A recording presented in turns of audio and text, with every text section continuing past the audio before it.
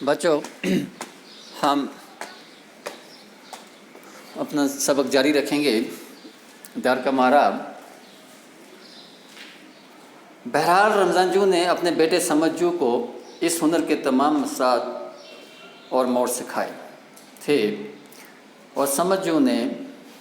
آگے چل کر اپنے باپ اور استاد کا نام روشن کیا۔ ہم نے کل بھی دیکھا کہ سمجھو جو جانوروں اور پرندوں کے چمڑی کے اندر بھوسا وغیرہ بھر کر جانوروں کی شکل بنا کر انگریزوں کو یا باقی لوگوں کو بیچا کرتا تھا، تو اور اس نے یہ اپنا ہنر جو ہے اپنے والد یعنی کہ رمضان جو سے سیکھا تھا، اور رمضان جو نے اپنے بیٹے سمجھو کے اس ہنر کے تمام گن جو تھے وہ سکھائے تھے، اور سمجھو نے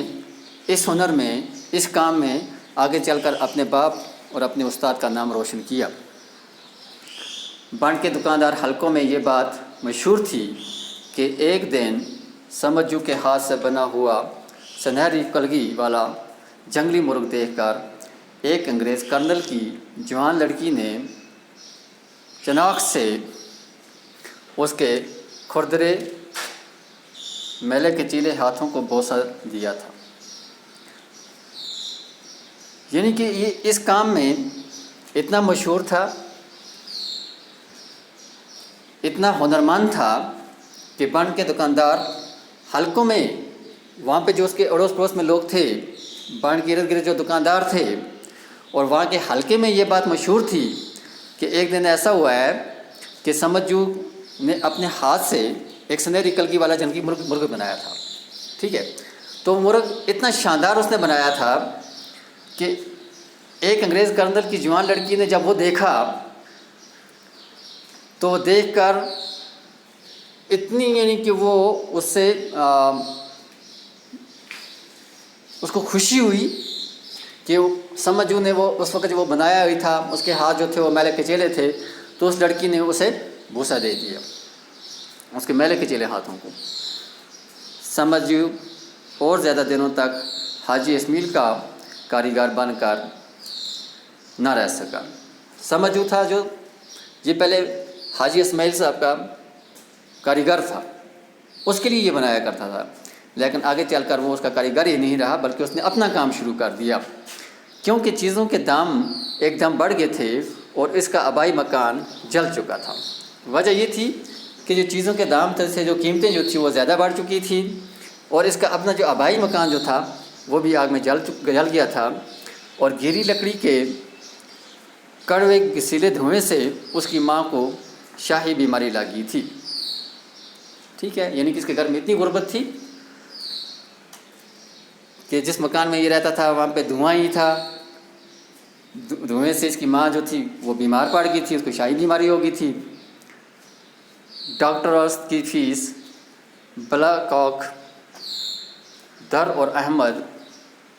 اور خوشید جیسے رئیس ہی ادا کر سکتے تھے، یعنی کہ ڈاکٹر کی فیس اتنی زیادہ تھی کہ اس زمانے میں جو بڑے لوگ تھے، جو پیسے والے لوگ تھے، وہی ڈاکٹر کی فیس ادا کر سکتے تھے۔ تو یہ بیچارہ غریب آدمی تھا، اس کے پاس اتنے پیسے تھے ہی نہیں، تو یہ فیس کہاں سے ادا کرتا۔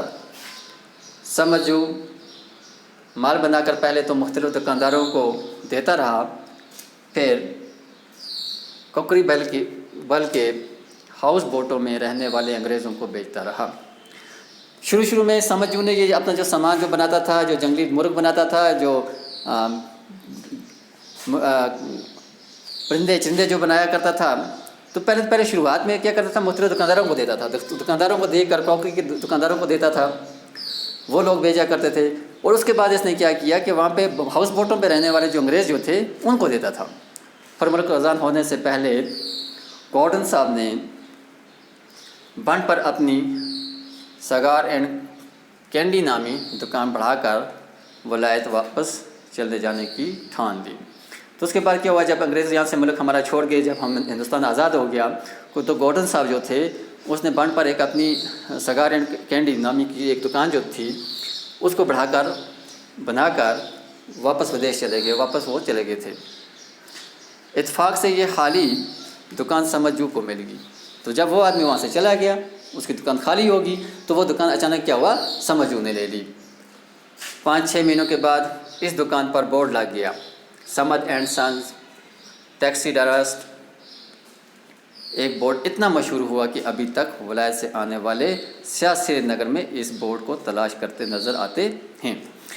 تو اس کے بعد کیا ہوا، یہ دکان جب سمجھو کو مل گئی تو سمجھو نے اس پہ اپنا بورڈ لگا دیا۔ 5-6 مہینوں کے بعد ہی اس دکان پر اس کا اپنا بورڈ لگ گیا جس کا نام تھا سمد اینڈ سنز ٹیکسی ڈرمسٹ۔ تو جب بھی یہ دکان اتنی مشہور ہوگی کہ جب بھی ولایت سے یعنی کہ انگریز لوگ وہاں پہ آتے تھے، سیاہ لوگ وہاں پہ سیاح و تفریح کے لیے سری نگر میں آتے تھے، تو وہ اس دکان کو وہ تلاش کرتے تھے، یعنی کہ اتنی مشہور ہو گئی۔